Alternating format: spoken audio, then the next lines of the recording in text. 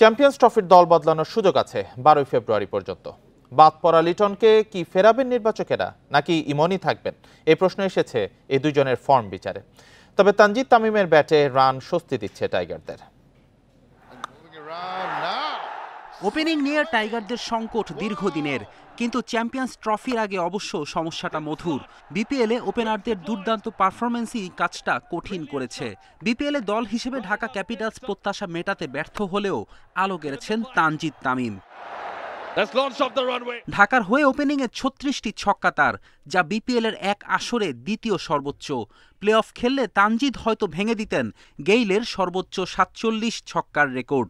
League পর্বে বিপিএলে সর্বোচ্চ 485 রানের মালিক তানজিদ। সবশেষ উইন্ডিজ সিরিজেও ফর্মে ছিলেন এই বাঁহাতি ওপেনার। বাংলাদেশের হয়ে লম্বা রেসের ঘোড়া হওয়ার সব লক্ষণই আছে তানজিদ তামিমের মধ্যে। এক তামিমের অবসরের পর ভরসার নাম সেই তামিমই থাকছে। চ্যাম্পিয়ন্স ট্রফির ওপেনিংয়ে অটো চয়েস তিনি। আমি ন্যাচারালি এরকম খেলি, প্র্যাকটিসে ট্রাই করি নিজের যেটা স্ট্রং জোন সেটা নিয়ে কাজ করার, এবং যেটা আমার গেমে যে ভুলগুলো হয় সেগুলো নিয়ে কাজ করার। তো এটার কোনো রহস্য নেই, জাস্ট আমি নর্মাল ন্যাচারাল খেলা খেলি। ফর্মহীনতার কারণে লিটন দাসকে টপকে পারভেজ ইমন সুযোগ পান চ্যাম্পিয়ন্স ট্রফির দলে। তবে ইমনের ফর্ম নিয়েও মাঝে দুশ্চিন্তা তৈরি হয়। বিপিএলের শেষ দিকে জ্বলে উঠে কিছুটা স্বস্তি এনেছেন ইমন। আর বাদ পড়ার পর লিটনের ব্যাটেও এসেছে রান।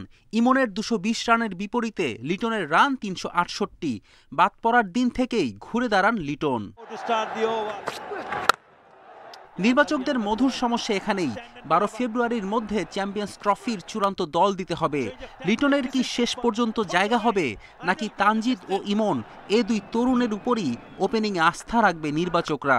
সঙ্গে ইনজুরি কাটিয়ে ফেরা সৌম্য তো আছেনই।